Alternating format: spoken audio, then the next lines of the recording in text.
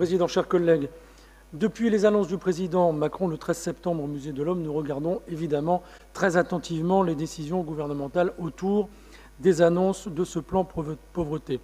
Nous sommes d'autant plus attentifs que les premières décisions de ce quinquennat ne nous ont pas particulièrement rassurés, tant sur le plan de la justice fiscale, je pense évidemment à la flat tax ou à la suppression de l'ISF, que sur la justice sociale. Je pense bien évidemment à l'augmentation de la CSG pour les retraités, la baisse des APL, etc., etc. Les conséquences politiques de tout cela se sont d'ailleurs manifestées avec colère dans les rues ces dernières semaines et même parfois avec violence. Le plan pauvreté, qui je le rappelle a été repoussé cet été pour cause de Coupe du Monde de football, chacun ses priorités, devait être le « en même temps » social attendu par de nombreux Français, les élus et même par certains députés de la majorité présidentielle. Et pour le dire franchement, nous n'étions pas naïfs au point d'attendre ce grand virage social ou la révolution copernicienne, selon les mots du porte-parole du gouvernement, promis par les premiers supporters du président de la République. Mais lorsque nous avons pris connaissance des montants des sommes débloquées, nous avons dû réviser notre avis sur le niveau de cynisme de la parole présidentielle. Afin, selon ses termes, ses propres termes, d'éradiquer la pauvreté extrême en une génération, le président de la République pose sur la table de l'Assemblée des départements de France 135 petits millions d'euros pour 2019. Entre la démesure de l'ambition annoncée et de l'apport supplémentaire, il y a ce qu'on appelle véritablement un gouffre. J'ajoute que la grande annonce de création d'un revenu universel d'activité en 2020 pour remplacer le RSA n'apporte pas le commencement d'un début de réponse en termes de financement par la solidarité nationale. C'est pourtant le principal problème des départements, et nous le savons bien ici, l'injuste compensation des dépenses individuelles de solidarité versées pour le compte de l'État. Pour autant, votre majorité départementale, Monsieur le Président, accueille avec une forme d'enthousiasme non dissimulé les quelques mesures concédées par le gouvernement, malgré des financements extrêmement modestes. Nous ne partageons pas votre sentiment sur ce point.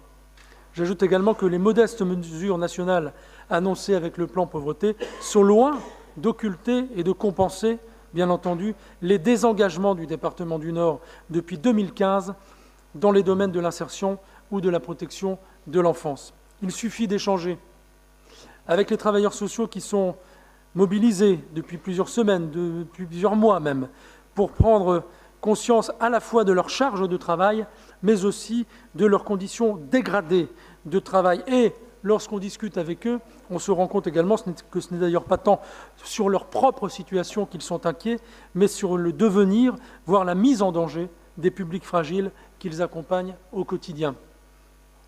70 postes sont manquants, Monsieur le Président, dans les services de la direction territoriale métropole Roubaix-Tourcoing.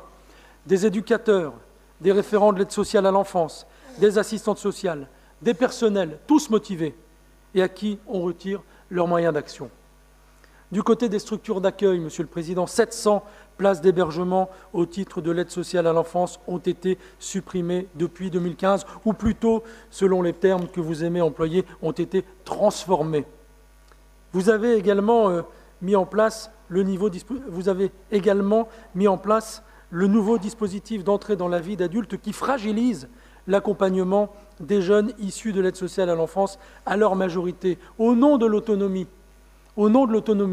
vous demandez à des jeunes de 16 ou 17 ans, c'est-à-dire à un âge sensible, à un âge de construction, de quitter leur foyer et de devenir indépendants. L'augmentation du nombre de sorties sèches des jeunes de l'ASE qui ne peuvent plus bénéficier des contrats jeunes majeurs est dénoncée par toutes les associations. Et enfin, je rappellerai l'arrêt du financement des missions locales ou encore les fusions des clubs de prévention, les suppressions de postes dans ces structures qui agissent au quotidien pour remettre le pied à l'étrier des jeunes et qui, elles aussi, dénoncent cette manière d'envisager le travail des éducateurs de rue. Dans le domaine de l'insertion, nous continuons à déplorer la priorité qui est donnée à l'insertion professionnelle au détriment de l'insertion sociale. Et le discours que vous venez de tenir sur le coach emploi nous renforce dans notre opinion. Votre politique se concentre sur les plus proches de l'emploi. Vous n'avez même pas cité, Monsieur le Président, même pas évoqué dans votre allocution tout à l'heure, ceux qui sont le plus éloignés de l'emploi, et quelque part vous adaptez, vous appliquez aux allocataires du RSA cette philosophie des premiers de cordée. On s'occupe davantage de ceux qui sont le plus près de l'emploi plutôt que de ceux qui sont le plus éloignés et à qui on a ôté toute possibilité d'être accompagnés de manière digne dans ce département. Et naturellement, tous les moyens supplémentaires pour accompagner les publics fragiles du département du Nord doivent être captés pour améliorer leur prise en charge. Mais se réjouir des fonds supplémentaires distribués au compte-gouttes ne peut effacer les responsabilités de l'actuelle majorité départementale. Je rappelle que nous parlons en termes de montants supplémentaires au titre de ce plan pauvreté. Vous l'avez dit, Monsieur le Président, 4,152 millions d'euros du département et 4,152 millions d'euros de la part de l'État pour financer à la fois la protection de l'enfance et l'accès à l'emploi des allocataires du RSA pour 2019, avec une montée en puissance potentielle pour 2021. Et quand on voit de quelle manière ce gouvernement navigue à vue, navigue au jour le jour, je ne prendrai qu'un exemple, le référendum d'initiative citoyenne est une idée absolument inacceptable dans la bouche du président de la République jusqu'à ces derniers jours. C'est une idée intéressante dans la bouche du Premier ministre depuis aujourd'hui. Et il est précisé que le financement de l'État viendra s'ajouter au financement actuel du Fonds d'appui aux politiques d'insertion.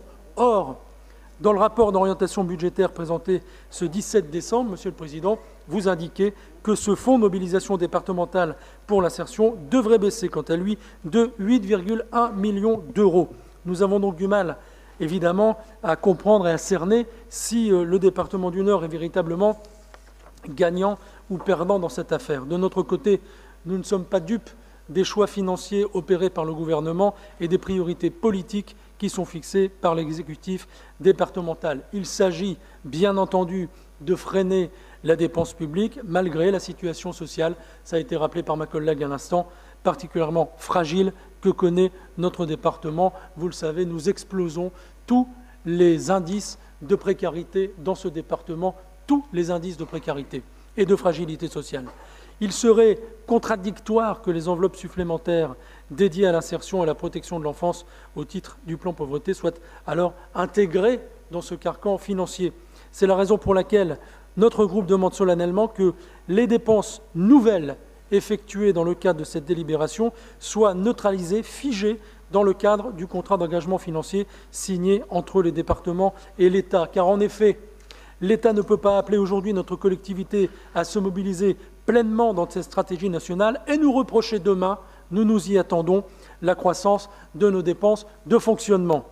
Nous souhaitons ainsi que le Conseil départemental formalise rapidement cette volonté auprès du préfet et du ministre de l'Action et des Comptes publics pour que, je le répète, ces financements soient neutralisés, figés par avenant au cours du premier trimestre 2019. Voilà, Monsieur le Président, comment nous appréhendons ce plan pauvreté, comment nous appréhendons la manière dont le département s'y engage et surtout la manière dont nous sommes extrêmement sceptiques sur les engagements de l'État aujourd'hui en matière de lutte contre la pauvreté.